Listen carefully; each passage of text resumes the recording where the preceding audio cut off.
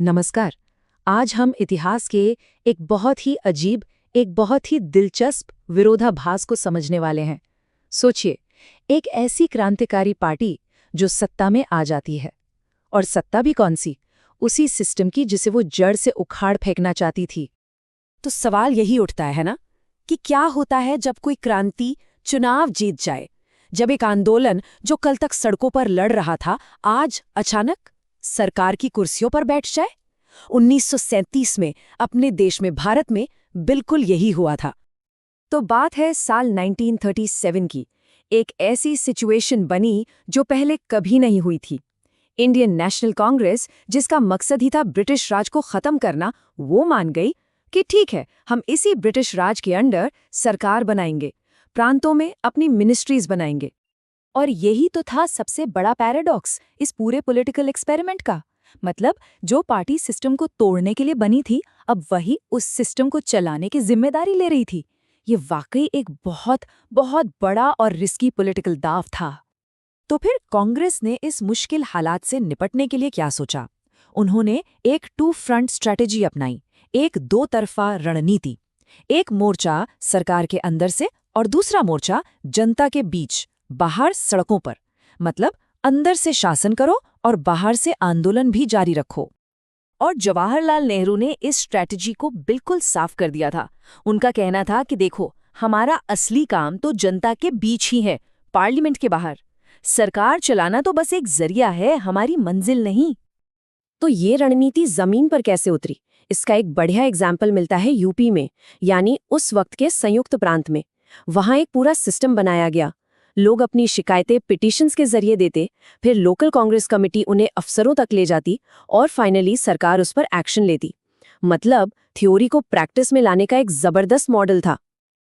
पर यहीं से असली मुश्किल शुरू होती है।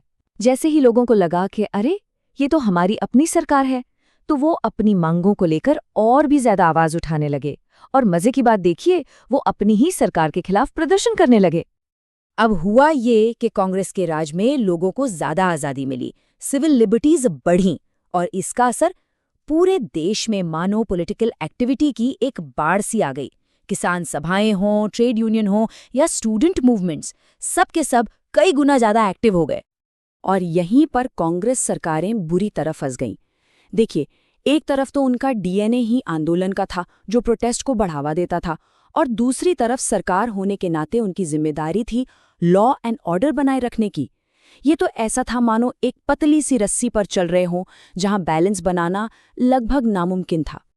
और ये सब सिर्फ कागजों पर नहीं हो रहा था, जमीन पर हालात बिगड़ रहे थे, हिंसक टकराव हो रहे थे। बिहार को देखिए, वहां किसान सभाएं सीधे सीधे अपनी ही सरकार से भिड़ गईं। मुंबई में पुलिस फायरिंग तक हो गई, और कानपुर में मजदूरों की हड़ताल को दबाने के लिए उन्हीं पुराने अंग्रेजी कानूनों का इस्तेमाल किया गया, जिनका कांग्रेस हमेशा से विरोध करती थी। नेहरू के इस बयान से उनकी बेबसी साफ छलकती है। उन्हें पब्लिक में तो अपनी सरकारों को डिफेंड करना पड़ता था, लेकिन अंदर ही अंदर वो भी इस सिचुएशन से खुश नहीं थे। लीडरशिप के लिए ये बहुत मुश्किल दौर था। उन्हें अपने ही लोगों के गुस्से का सामना जो करना पड़ रहा था। अब कहानी का एक और एंगल देखते हैं। सत्ता में आने का एक साइड इफेक्ट भी हुआ, और वो ये कि कांग्रेस पार्टी के अंदर ही प्रॉब्लम्स शुरू हो गई। देखिए, सत्ता का नशा अपने साथ कई बुराइयां लाता है। गांधी और नेहरू जैसे बड़े लीडर्स भी देख रहे थे कि पार्टी में ग्रुपबाजी बढ़ रही है, फेक मेंबरशिप हो रही है, और हर कोई अपने फायदे के लिए दौड़ रहा है। वो कांग्रेस जो कभी त्याग और सेवा की मिसाल थी, अब उसमें मौकापरस्त लोग अपनी जगह बना रहे थे। और गांधी जी के इन शब्दों से ज्यादा पावरफुल क्या हो सकता है, सोचिए। वो पार्टी के अंदर फैले करप्शन से इतने ज्यादा निराश हो चुके थे कि उन्होंने कह दिया कि इस कांग्रेस को खत्म कर देना ही बेहतर है। इससे अंदाजा लगाया जा सकता है कि संकट कितना कितना बड़ा था। अब इन सरकारों की हालत और भी खराब इसलिए थी क्योंकि उन पर हमले दो बिल्कुल अलग अलग तरफ से हो रहे थे। वो एक तरह से सैंडविच बन गए थे, किसी को खुश नहीं कर पा रहे थे। एक तरफ थे लेफ्टिस्ट, जैसे कम्युनिस्ट लीडर आर पामदत्त। उनका कहना था कि ये कांग्रेस सरकारें तो जनता को धोखा दे रही हैं, ये मजदूरों और किसानों के आंदोलनों को कुचल रही हैं और अंग्रेजों के साथ मिल गई हैं। और फिर दूसरी तरफ थे गांधी जी, जिनकी आलोचना बिल्कुल उल्टी थी। उनका तर्क था कि अगर तुम्हें अपनी ही जनता को कंट्रोल करने के लिए पुलिस और फौज की जरूरत पड़ रही है तो ये तो अहिंसा की सीधी सीधी हार है। ऐसी पावर में रहने से तो अच्छा है कि कुर्सी ही छोड़ दो। तो सवाल ये है कि इन 28 महीनों के एक्सपेरिमेंट का आखिर हुआ क्या? क्या ये एक सक्सेस था या एक फेलियर? चलिए इसका एक हिसाब किताब लगाते हैं। ये पूरा किस्सा चला सिर्फ 28 महीने। जुलाई 1937 में सरकारें बनी और अक्टूबर 1939 में सेकेंड वर्ल्ड वॉर शुरू होने की वजह से अचानक ये एक्सपेरिमेंट खत्म हो गया, जब कांग्रेस ने ब्रिटिश सरकार के फैसले के खिलाफ इस्तीफा दे दिया। तो इसका बैलेंस शीट क्या कहता है? देखिए, कमजोरियां तो थीं, करप्शन बढ़ा, पुराने अंग्रेजी कानूनों का इस्तेमाल हुआ, लेकिन जो हासिल हुआ वो भी कम नहीं था। सबसे बड़ी बात, इसने अंग्रेजों के उस घमंड को तोड़ दिया कि हिंदुस्तानी राज नहीं कर सकते।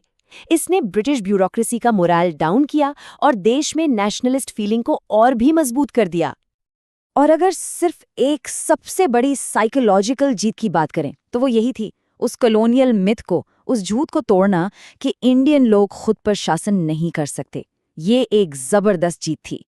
इस पूरे एक्सपीरियंस से एक बहुत जरूरी सबक भी मिला, और वो सबक ये था कि ऑफिस स्वीकार करना सरेंडर नहीं है, बल्कि ये तो स्ट्रगल का ही एक नया फेज है। कांग्रेस ने ये दिखा दिया कि सिस्टम का हिस्सा बनकर भी नेशनल मूवमेंट के लिए काम किया जा सकता है, बिना उस सिस्टम में पूरी तरह खोए। और इस पूरी बातचीत को हम इसी एक बड़े सवाल पर छोड़ते हैं।